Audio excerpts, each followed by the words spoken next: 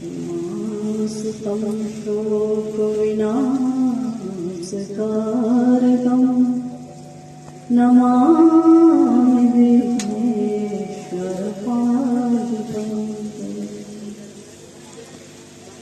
या कुन्देन्दुतुषारहारधवला या शोभस्तावृता या वीणावरदण्डमण्डितकरा या श्वेतपद्मासना या ब्रह्माच्युतशङ्कर प्रभृतिर्देवैः सदा वन्दिता सा मां पातु सरस्वती भगवती विशेषजाड्यापहा। सर्वमङ्गलमाङ्गल्ये शिवे सर्वार्थसाधिके शरण्ये त्र्यम्बके गौरी कर्पूरगौरं करुणावतारं संसारसारं भुजगेन्द्रहारं सदा वसन्तं हृदयारविन्दे भवं भवानी सहितं नमामि।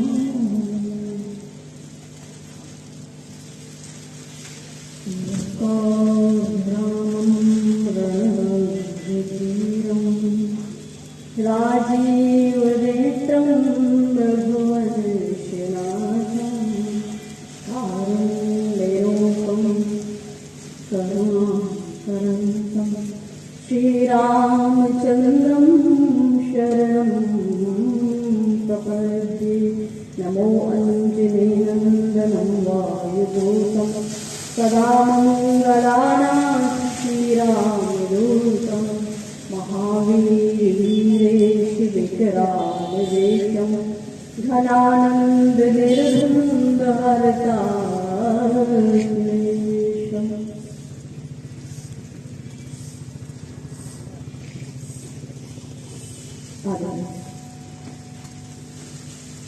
भगवान श्री रामचंद्र के परम पावन चरणारविंदों में जगदीश करते वाले अपने राम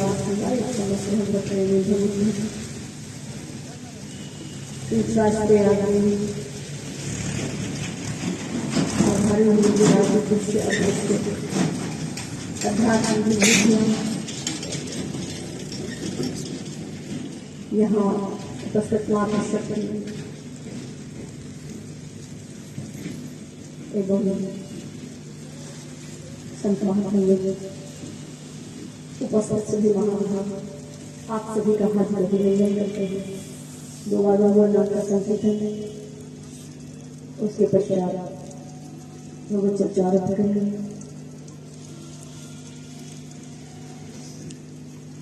श्री राम जय जय राम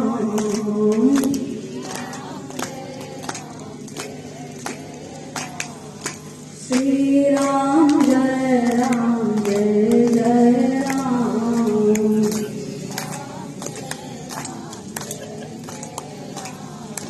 श्री राम जय जय राम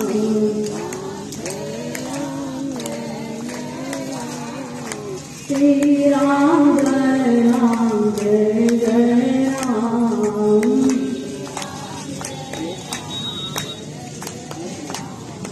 मंगल भवन अमंगलहारी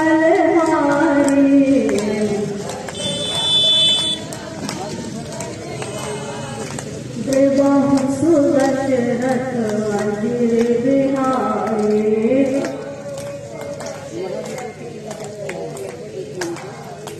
मंगल भवन अमंगलहारी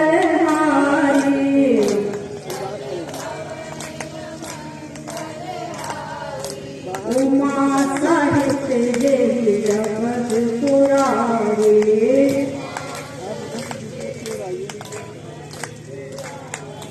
विश्वनाथ ममनाथ पुरारी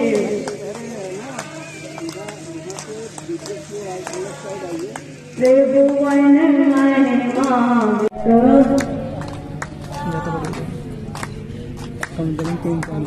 हनुमान अंगद राजे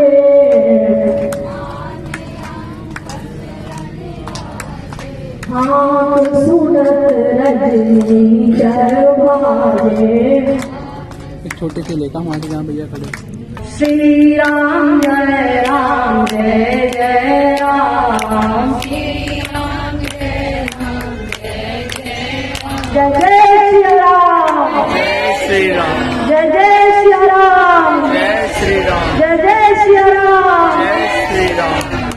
बोले श्याम रामचंद्र भगवान की जगत में जानकी मैया श्री हनुमान जी महाराज की उमापति महादेव तीर्थराज प्रयाग की त्रिवेणी मैया मैंने मानव भगवान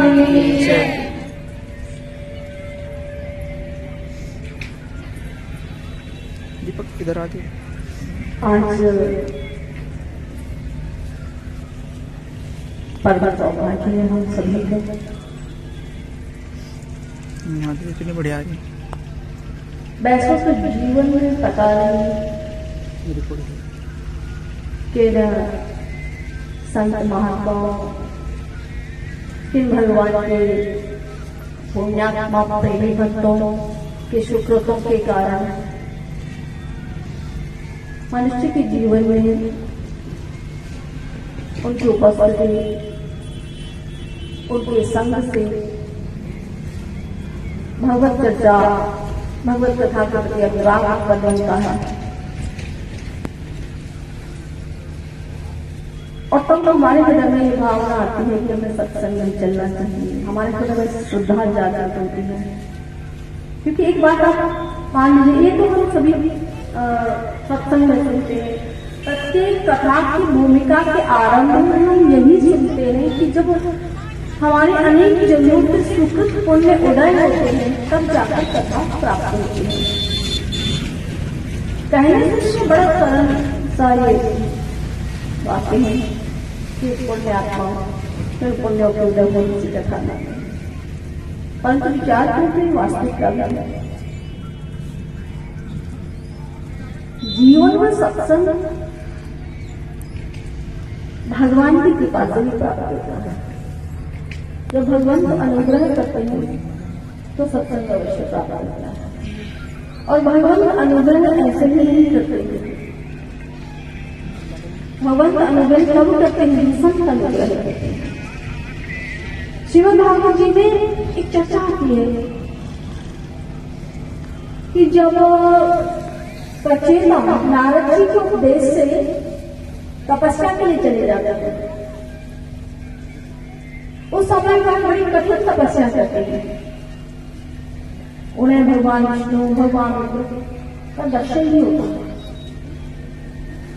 और उसके बाद जब वो वापस आते हैं देखते हैं कि तब तक राजा पार्थिवरी का वो सुधार चुके थे, नारद जी ने उन्हें भी ज्ञान का उपदेश कर दिया था, तो वो जा चुके थे, निवृत्त हो चुके थे। तो उनका राज्य जो था वहां बड़ी बड़ी झाड़ियां खड़ी हो गई थी, अस्त व्यस्त हो चुका था, ये जिधर देखो सब कुछ ऐसे दिखा था नष्ट। तो उनको क्रोध आ गया, अरे हमारे राज्य में ये ऐसा क्रोध आ रहा है,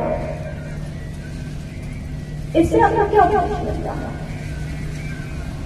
इससे यह समझ में आता है कि व्यक्ति चाहे जितनी तपस्या कर ले, चाहे जितनी साधना कर ले और बड़े से बड़े देव की दर्शन भी कर ले, बड़ी से बड़ी सिद्धि भी प्राप्त कर ले, तभी जीवन की आध्यात्मिक यात्रा सफल नहीं मानी जा सकती। तभी मुक्ति और मोक्ष जैसा जो जीवन का सर्वोत्तम लक्ष्य है उसकी प्राप्ति नहीं होती। काम क्रोध लोभ मोह सदा सर्वदा के लिए विनष्ट हो जाएंगे, इसका दावा नहीं किया जा सकता। इन्हें भी तो भगवान का दर्शन करने के बाद क्रोध आ गया, क्रोध नहीं होना चाहिए ना कुछ चेताओं के अंदर, फिर भी आना है। तो कहने का तात्पर्य यह है कि बड़ी से बड़ी सिद्धि प्राप्त करने पर, बड़े से बड़े देव का दर्शन कर लेने पर भी तब तक हृदय के विकार पूर्ण रूप में विनष्ट नहीं होते जब तक कि किसी संत की कृपा आपके ऊपर ना हो। क्योंकि भगवान तो भगवान है, उनके तो ये समस्त सृष्टि ही उनकी है। फिर वो चींटी से लेकर हाथी हो, मनुष्य हो, कोई भी हो, सब उनके अंश है। तो परमात्मा इस बात का आग्रह नहीं रखता कि किसी की मुक्ति हो और किसी की ना हो। मुझे तो इसकी चिंता परमात्मा को नहीं है कि आपकी मुक्ति हो और आपको भी नहीं है। तभी तो आप कभी मंदिर में जाते हैं और एक लोटा जल भी भगवान पर चढ़ाते हैं तो उसके बदले में भगवान से कुछ न कुछ मांग करा जाते हैं। तो आप भी तो नहीं चाहते हैं कि आपकी मुक्ति हो, आपको भगवत धाम की प्राप्ति हो, एकाकार होना परमात्मा से। आज एक नया प्रचलन चल गया है कि मंदिर में जाइए और जब संध्या का समय हो रहा हो तब 3 ताली बजाइए और सब कुछ होता आपके पास। ऐसा प्रचार हो रहा है, 3 ताली बजाइए मंदिर में, तो इस समय जो भी संध्या कर रहा होगा, जो भी पूजा पाठ कर रहा होगा, सबका पुण्य तुम्हारे पास आ रहा है। अरे भैया, वो वीडियो तो आप जैसे पता नहीं कितनों ने सुना होगा, तो वो सभी ताली बजा रहे होंगे शाम के समय मंदिर में। तो अब आप बताइए किसके पुण्य किसके पास जाएंगे?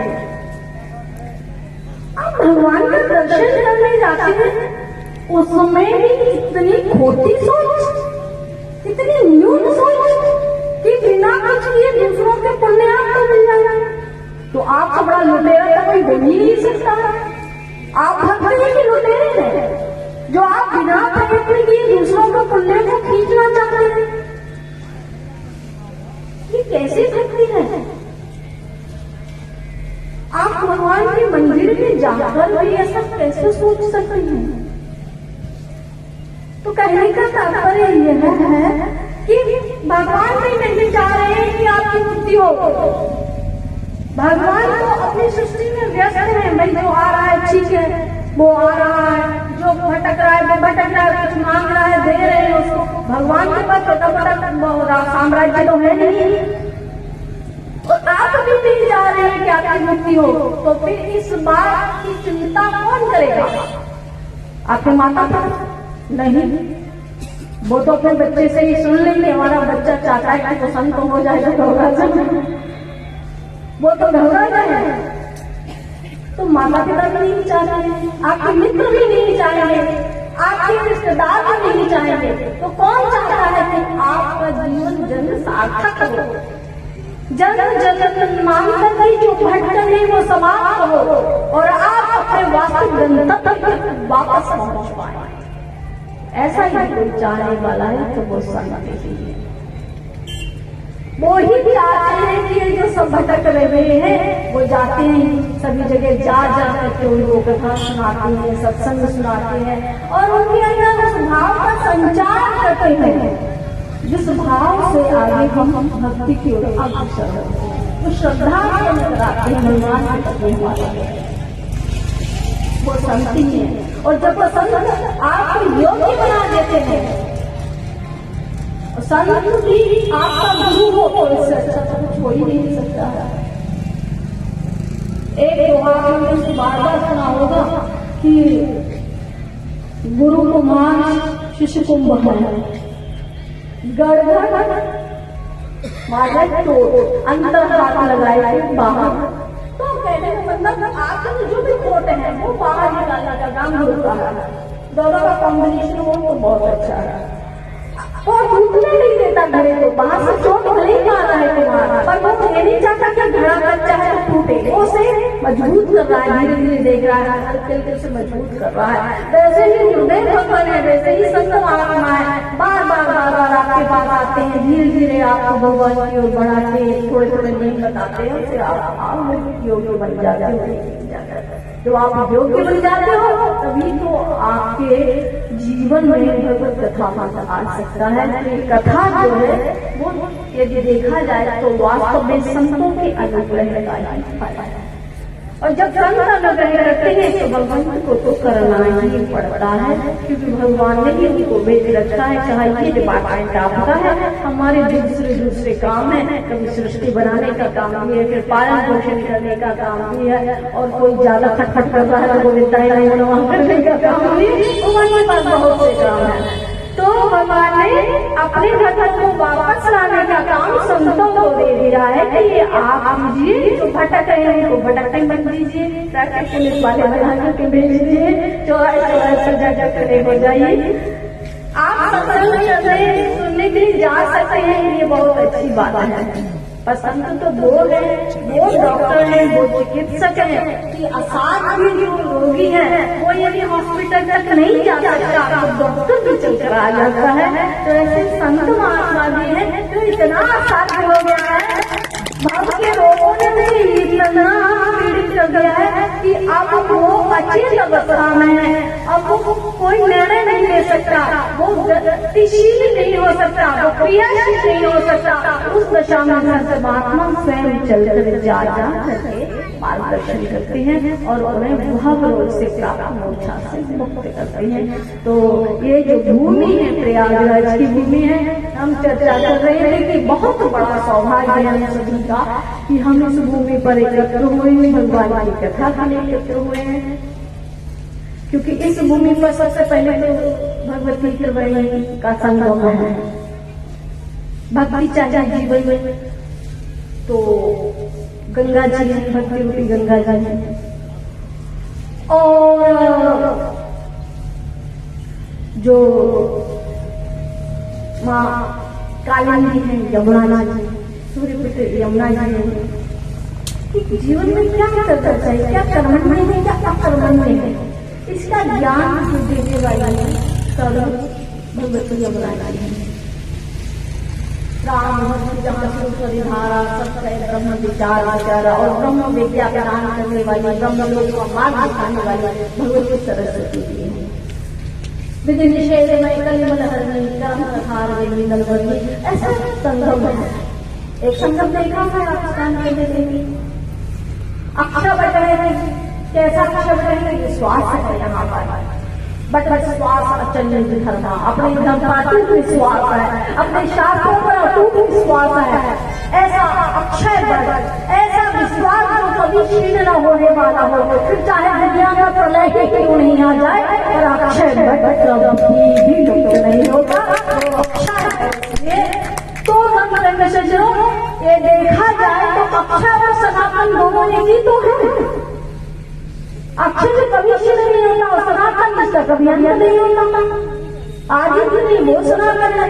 तो जब हम अक्षय विश्वास का आश्रय लेते हैं तब अनंत परमात्मा की कथा सौभाग्य प्राप्त होता है। तो कहा है बट विश्वास है, विश्वास की अक्षय बट रही मैया है।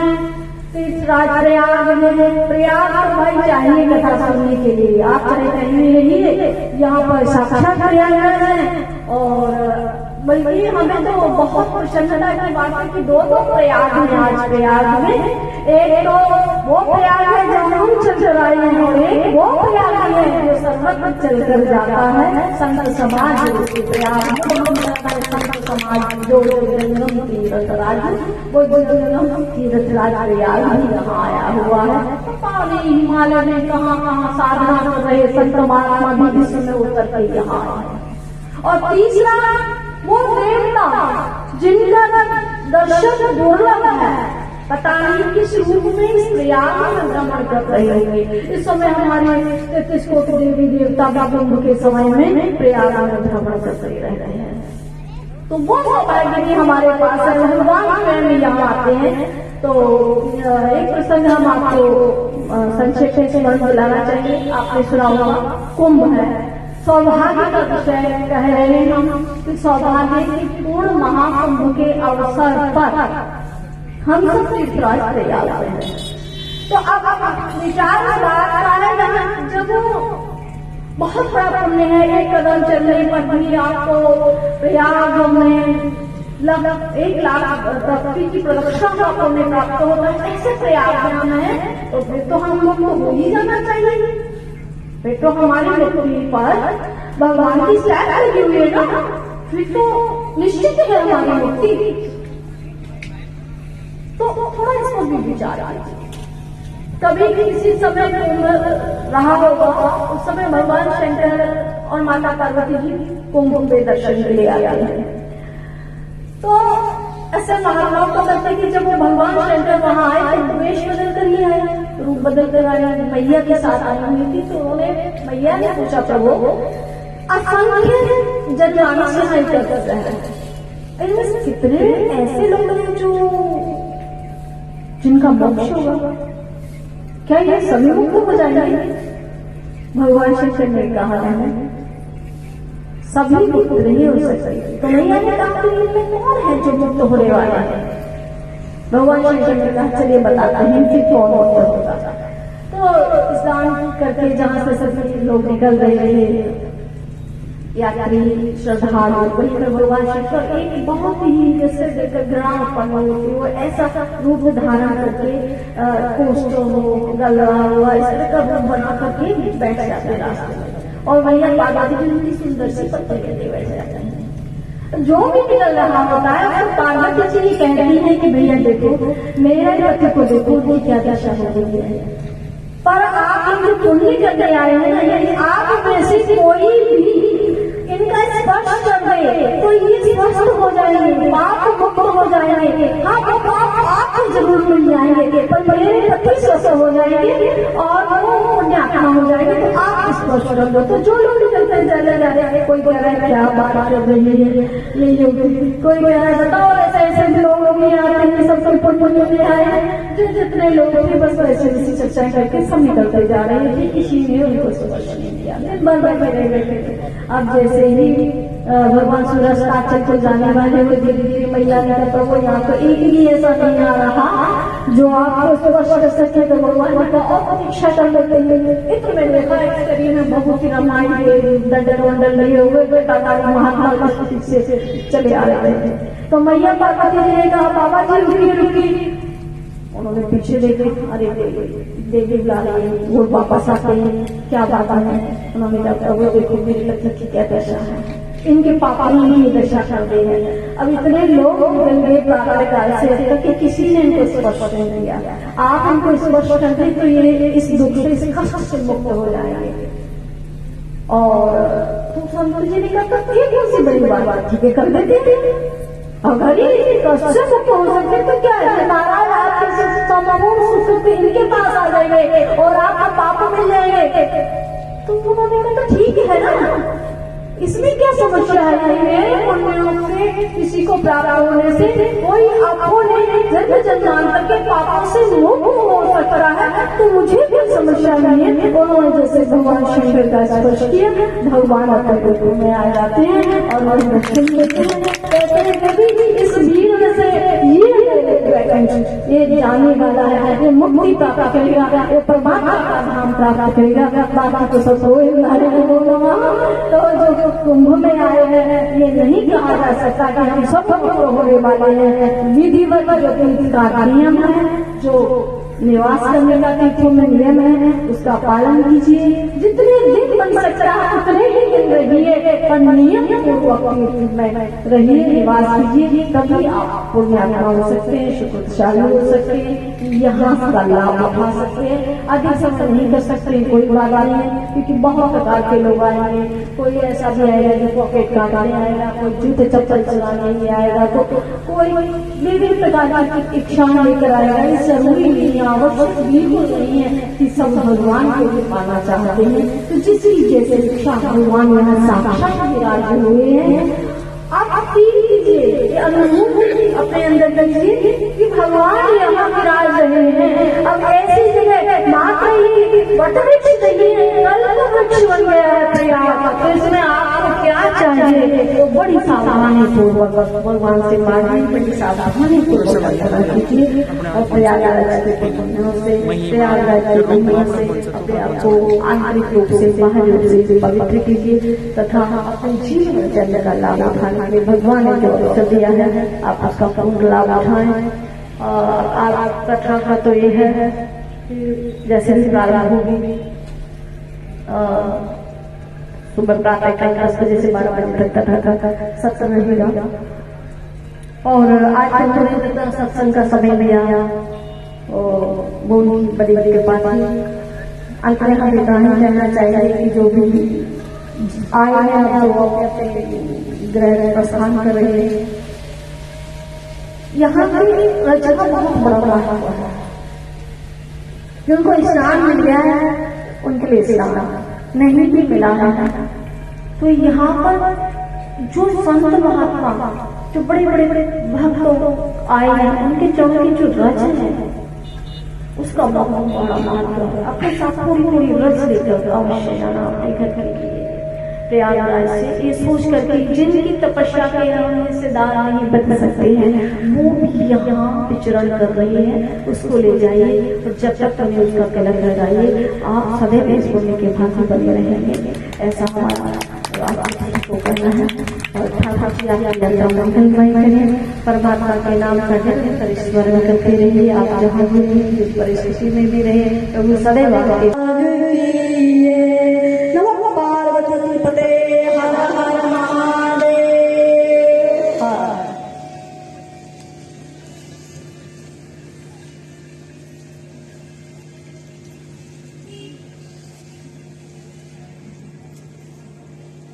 आप लोग को जाना है सत्संग में तो पता ही नहीं चलता है कितना सत्संग हो गया है।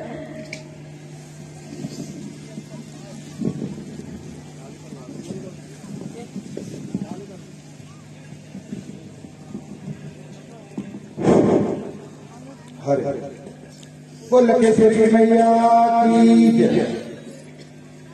गुरु जी के मुखारबिंद से सत्संग का सभी भक्तों ने धर्म लाभ उठाया और ज्ञान की गंगा में डुबकी लगाई। और मैं एक कह रहा हूं कि मुनि जी आइए और भगवत गीता लेकर के आए हैं। देवी जी के हाथों से गीता को दान करेंगे।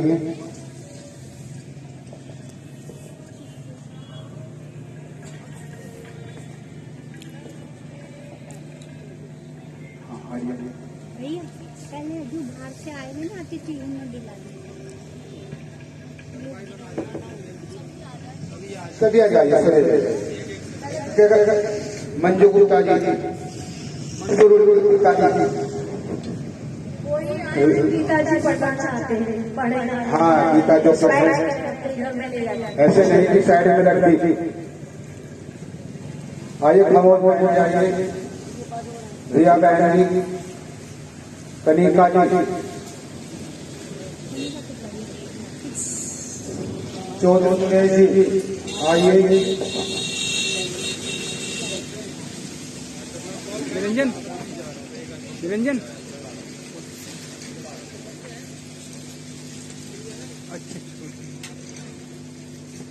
सभी एक एक करके आ जाइए। गीता सक्सेना जी और गणेश वर्मा जी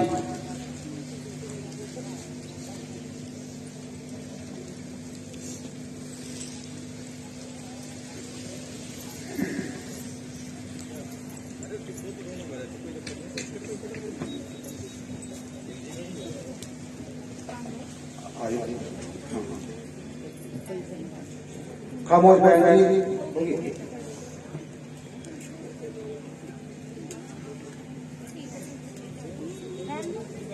श्रीवास्तव जो निवेदन करता हूँ आइए और सभी आइए। जिन पे है वो कोई बात नहीं आ जाइए। श्रीवास्तव जी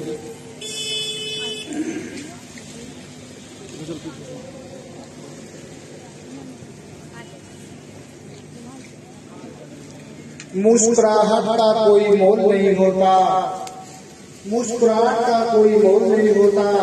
रिश्तों का कोई तोड़ नहीं होता, रिश्तों का कोई तोड़ नहीं होता। लोग तो मिल जाते हैं हर मोड़ पर गुरुजी, लोग तो मिल जाते हैं हर मोड़ पर गुरुजी, लेकिन हर कोई आप जैसे की तरह अनमोल नहीं। महाप्रयाग की मिट्टी मेरे माथे का चंदन है, महाप्रयाग की मिट्टी मेरे माथे का चंदन है। आइए मान्यवर, आप सबको अभिनंदन है। सूरज के बिना सुबह नहीं होती, चांद के बिना रात नहीं होती, सूरज के बिना सुबह नहीं होती, चांद के बिना रात नहीं होती, और बादल के बिना बरसात नहीं होती। और गुरुजी आपकी याद के बिना दिन की नहीं होती, दिन की शुरुआत नहीं होती। कुल लखेश्वरी मैया की जय। सभी के ऊपर मन लगा दे। मैं भी लेकर आ रहा हूँ।